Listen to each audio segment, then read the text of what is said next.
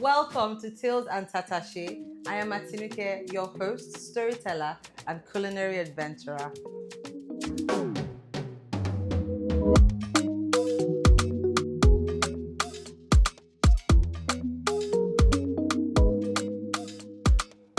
Today, I already told you that we have a special guest from the promo. Did you watch the promo?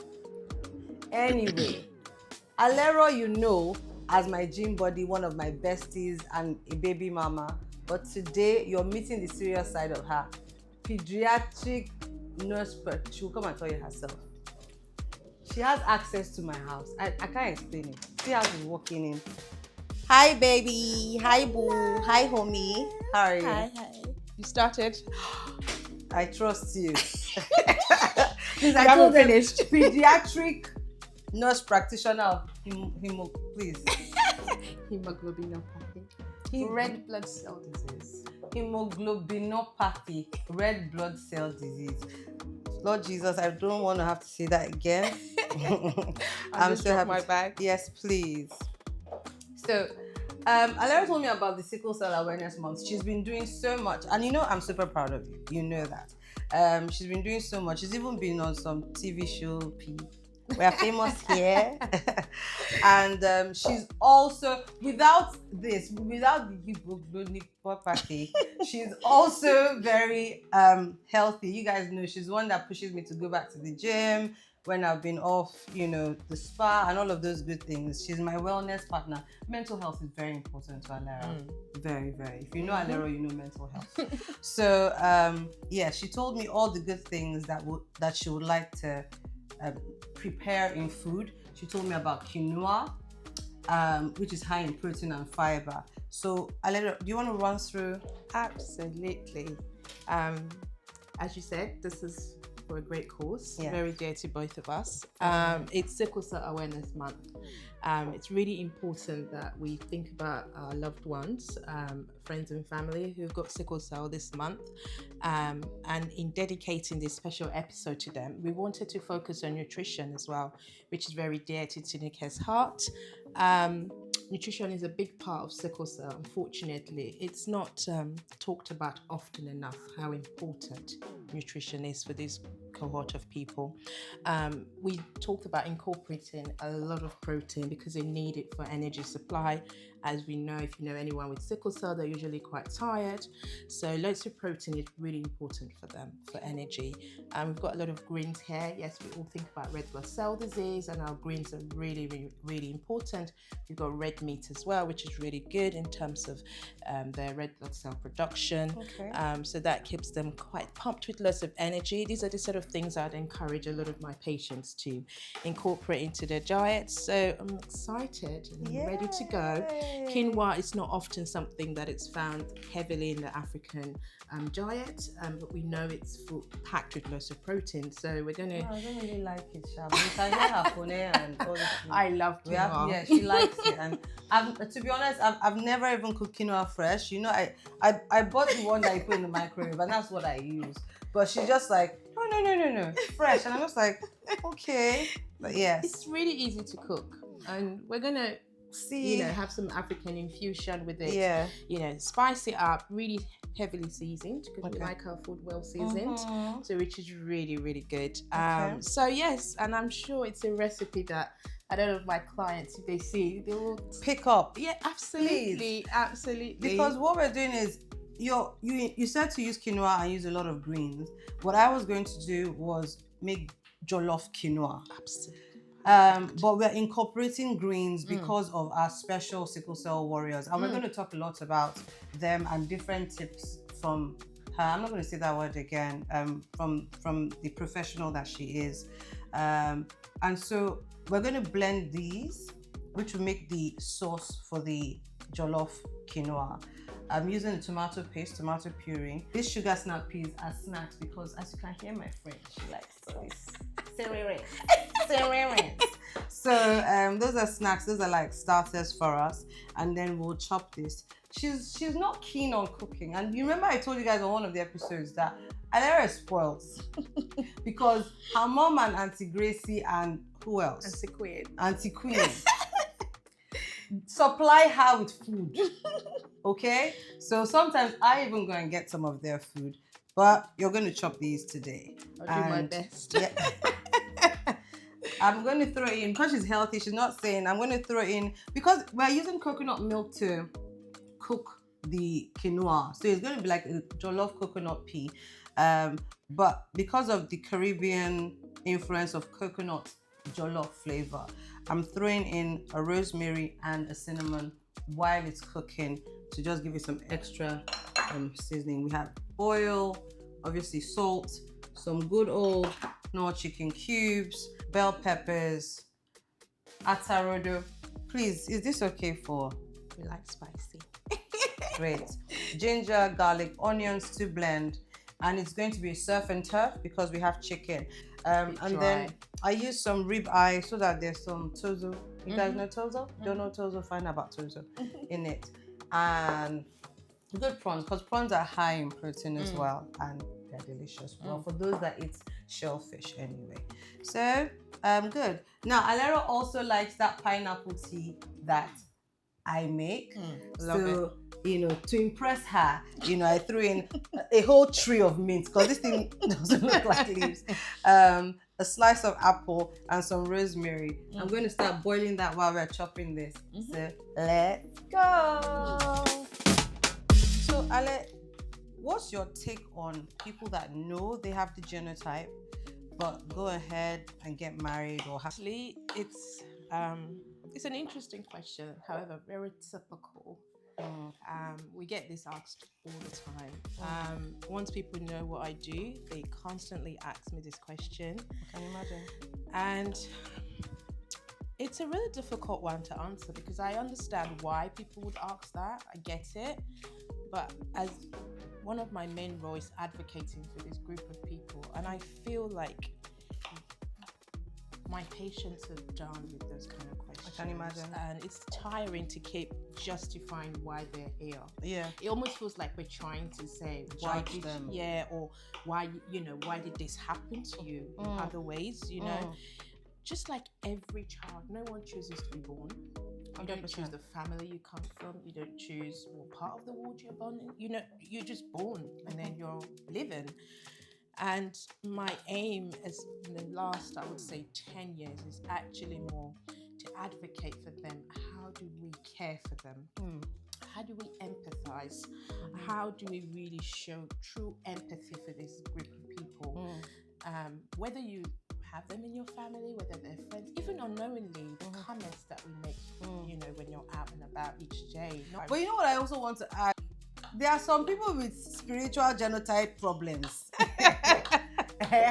So before we judge spiritual. yes, me and my spiritual. So before we judge people that are marrying because they can see you that you are going to marry and you don't know whether your partner has spiritual sickle cell problems and you have and you are joining together. Let's be careful to throw stones. Absolutely. And anyone, people face all sorts of illnesses, to be honest. So I don't like to stigmatize, and I asked that question because I know it's a typical question, and I wanted your answer from a professional perspective.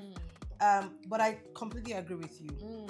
No one needs to ask that question again. Absolutely. So I think that's the first gift that we give in this Sickle Cell Awareness Month. So in terms of caring for them, what are general things that we can do? What can I do to help, for instance? That's why we're here, of course. It's Sickle Cell Awareness Month. And I think one of our key messages to most of our allies that are championing the same thing, the same voice as we are as healthcare professionals caring for these people is empathize. If you see a child or anyone with a broken limb, naturally your empathy towards that person is so genuine because we even though you've never had your foot broken, your limb has never been broken, but just seeing someone with a broken limb, you're completely like, oh my God, should I help you? I can feel your pain. But unfortunately for our sickle cell patients, you cannot see the pain. You can't see the broken limb. You can't see the broken arm. The pain is almost internalized, and it's excruciating pain that, I've heard, children say to me that they hate their dads using drill because it reminds them of when they're having crisis. It feels like the bone is being drilled into. Some will say it's a hammering pain.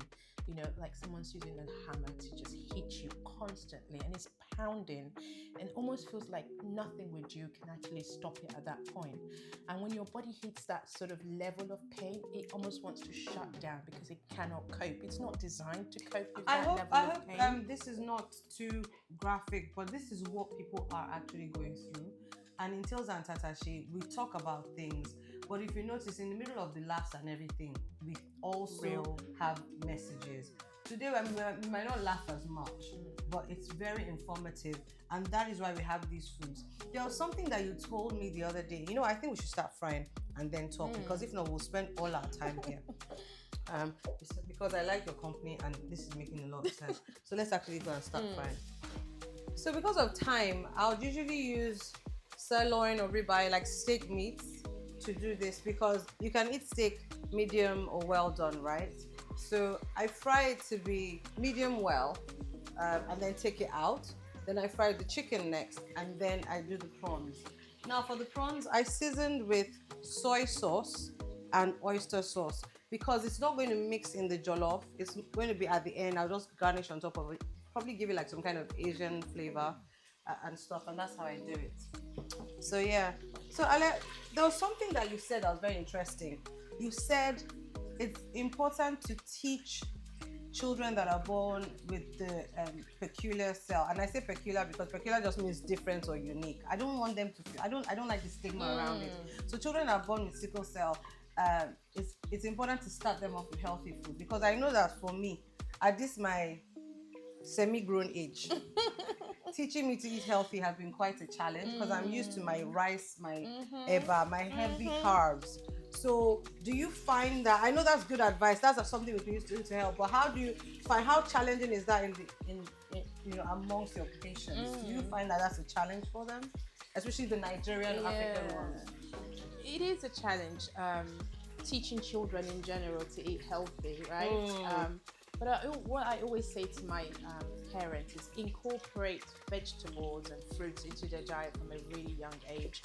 Normalize it, almost so that they don't know any different. It's like if you don't feed a child sweets, until they taste sugary and sweet stuff, they don't know what it tastes like, so that their palates gets used to it.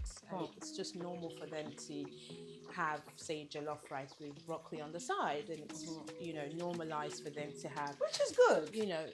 Yeah, absolutely. Sauces with vegetables in there, and we have lots of lovely vegetable dishes in Nigeria, particularly, and other parts of Africa. You know, if we think about our eforiro, that's heavily, you know, with lots of vegetables. If and you want a little twist to it, you know, you can make it like we do in the southern side of Nigeria, where we put different vegetables into it. Which one is we do in the southern side? Are you not a Yoruba Mrs.? See, she's always disclaiming. She'll be like, oh yeah, you know, Igbo, Delta. Her husband is Yoruba from Lagos. Okay? Lagosian. Yes. Like we do in the southern side of Nigeria. We do. You know, you have vegetables where you can incorporate, you know, ugu and all the other ones into it, which are really, really, again, really healthy. Yeah. When you can mix that into food, and it's really good for the children. It's just nice for them to get used to it. So I season the meat and chicken cutlets with just some salt and some Knorr cubes. But with the prawns, I added some soy sauce, some oyster sauce, some ginger powder, and a little bit of salt crystals. Literally, the prawns don't need to be in the oil for more than 1 minute, and that's it. I'm going to use it at the end as the last stirring. And I like my outfit. Cute. Thank you. Cute. So I really like this brand. They're called FSS for style sake. So on Instagram, shop FSS. I've worn a few of their things. A blue and white dress, a pink dress, I'll probably put like a, I don't know, a reel of it. And this is a 3-piece, the lovely shirt, like Bermuda short style, and the bralette. Really, really cute. Really cute. So, is the tea ready? Oh yeah, the tea's ready. Nice. I'll give you some tea. So, Alero, can you tell me food that sickle cell warriors should stay away from, and foods that are best for them, like proper, like exact examples? So we always say stay away from sugar and processed food. So Sugar, stay processed away food. from that completely, and eat a lot of protein. Okay, We so don't mind if you're a vegetarian, you focus on vegetarian kind of things like pulses, lentils, those kind of things. And of course, you like meat. Red meat's really good for them. That will give them a lot of energy as well. okay. So yes, loads and loads of protein. Protein is really important for them, and we tend not to give them sort of low fat things because they actually need the calories. Okay. A lot of them are quite small, and sickle cell does affect their growth. Okay. So we like them to have high calorie food. So Okay. loads of protein, loads of fatty stuff's fine. So when you're saying protein and high calories, I was thinking of a fast food, a chicken, but at the same time, I realized that No they use a lot of processed. Yeah, okay. No processed stuff. So Okay. we can do our burgers, but with nice healthy meat at home. Homemade Okay. burgers will be better than fast food burgers. Okay, sure. I'll go through But it. yes, so there's key messages definitely would be loads of protein Okay. and no sugar, please. No processed food, no sugar. Okay.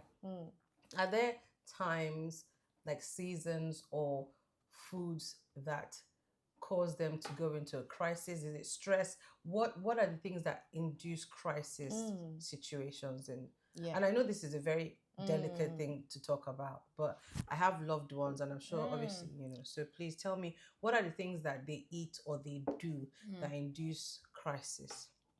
I like how you mentioned stress and looking at me, because yes, that's a big thing. I think everyone focuses on, when people think about sickle cell, they think about the acute side of crisis, and we don't talk enough about the psychosocial side of the disease, the impact of the is many. The psychosocial part of the disease is actually sometimes, from my perspective, is worse for them in terms of stress. We know how, a stressful day can really bring you down and make you feel almost ill. And that's the same for them. Stress is a big thing, hence why I do all my health promotion at schools. Yes. I go to a lot of schools to just teach the teachers about sickle cell, do a lot of trainings, and also empower them so that they're able to speak to their peers, because once I've done the training, sometimes we do it in an assembly hall, so all the students are involved in it. Okay. And it really helps. And again, things like this really helps as well, us talking about it in public forums, just to really help them feel comfortable and take away that stigma, so they feel more empowered. And I kind of think, instead of them sitting at home worrying about the disease, we want to raise warriors and not warriors. So we don't want them worrying about the disease, because we've all got them, and we want them to feel that we're all advocating for them. It's little things. Even my children at school, they come home and say, "Oh, Mum, I met a friend and he told me he has sickle cell," and I said, "That's fine. My mum is a sickle cell nurse. It's fine." And she says the children do really well. We want lots of positive things about the disease.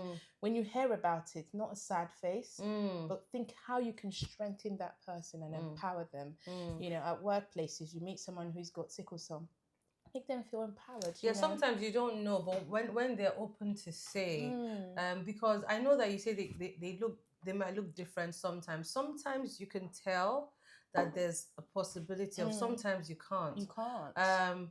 But I just want, like I said, I want to know how I would help. And number one, empathy. That's where everyone helps. Yeah. I think that's a very strong message that you've put across today, and I'm taking that home.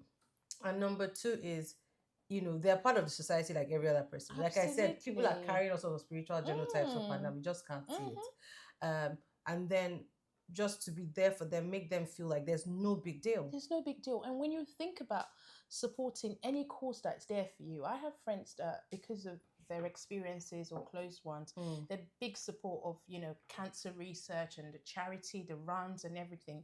But they do it from the perspective of not, "Oh, you had cancer because you were a smoker," or "You had this disease because you did this." So why do we always think about sickle cell and think there has to be? Yeah, because they've inherited it, so it's their parents' fault, or "Oh, they have it in that family." We don't need to think about that. We focus on the individual, and that's all we need to focus on. You see a child with sickle cell, you focus on the child, not because they've got it in the family. Yes, we know that. And unfortunately, for many reasons, we will continue to see people making those choices. Of course. But we're not here to decide why people, fall in love or why. That's not what we should focus on. I think moving forward, it's how do we manage them better? How do we help them to be, full members of the society and contribute positively to the society and not feel that it's a burden on them or on us? Do you have, in terms of the advocates for sickle cell, are there any people that you want to shout out to that have used their fame and celebrity status to empower these people, either because they themselves have the sickle cell or are related to people with sickle cell, or they're just interested in the cause? Are there people like that you think should have a shout out? Because I know you're doing that, and that's why I brought you to the show. Are there other people that you can see in the media that are using their platforms to do this? And then, sorry, there's a girl called I'll get her name. She has this. She's British, but she has her Yoruba side as well. And I'm going to put her name in the caption because I don't have her name here.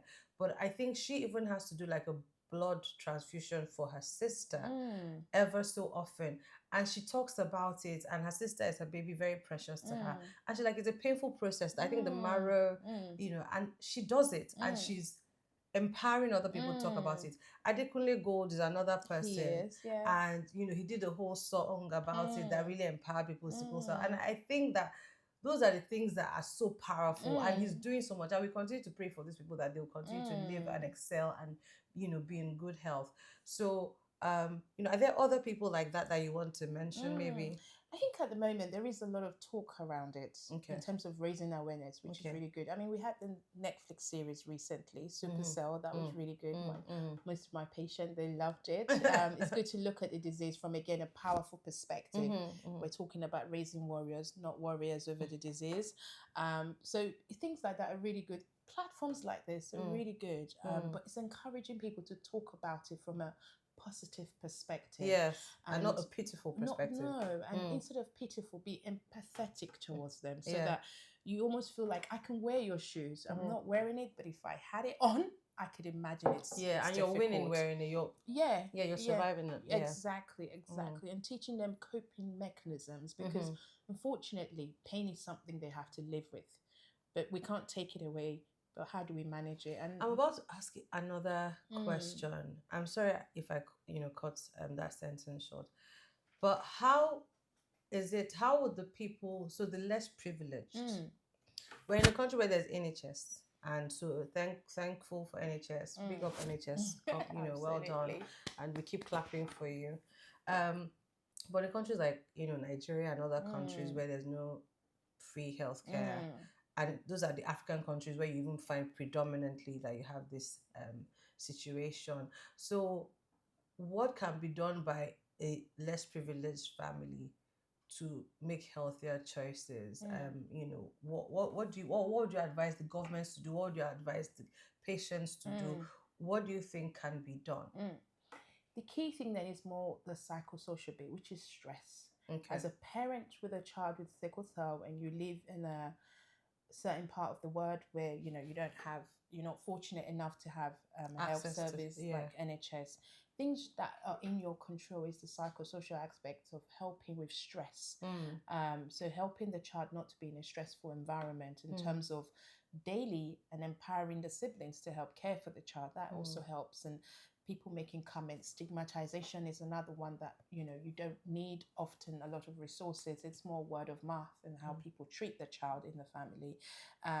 Making sure that the children, even in terms of just scheduling their day, their daily routine. It's so emotional for me. I don't know why. Yeah, it's just the daily routine doesn't change what part of the world you live in.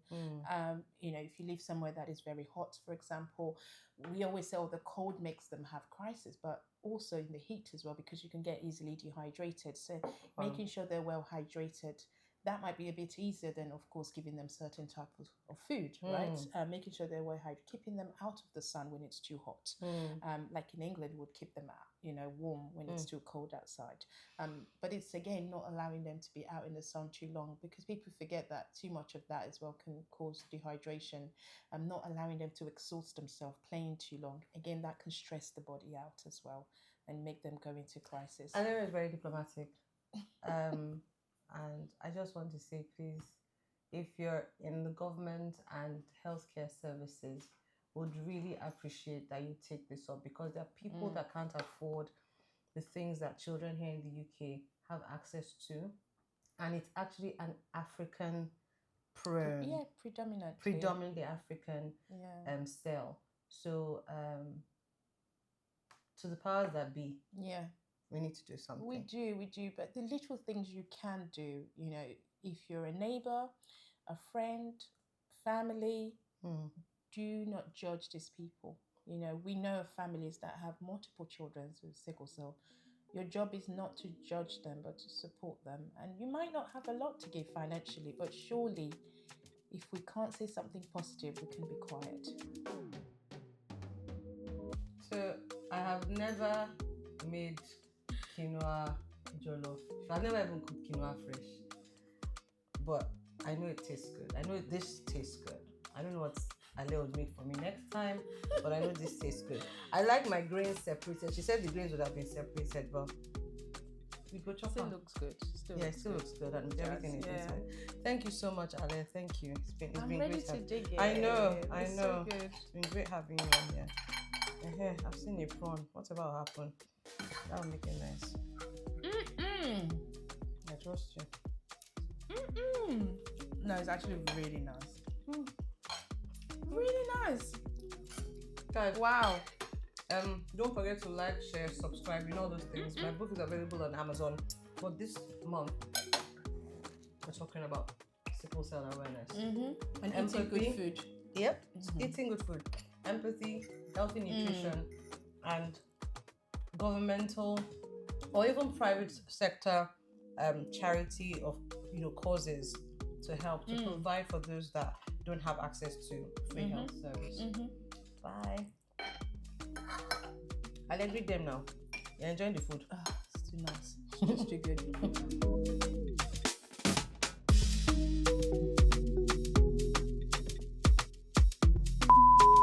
Yes, now because the quinoa is. Well, I have a machine that does it that size. Wow. We are not modest here. Quinoa is tiny. So if you make the vegetables like overbearing, so it has to be as close as Ale, don't worry. No, but that is that is too tiny. It's not too tiny. You might as well have just blended it at this No, it's not too tiny. That's not true. Because look at quinoa, like the grains won't be that big. What is this? Ma. It is what it is. It is what it is. My goodness. Yeah, Come on now. Hey, turn it down. Just turn it down at this point. From there, from there, turn it down. Hey, Mbano. My goodness. That's why I don't fry nothing. I don't. Are you ready for me? All right, yeah. You never catch me frying. I don't fry nothing.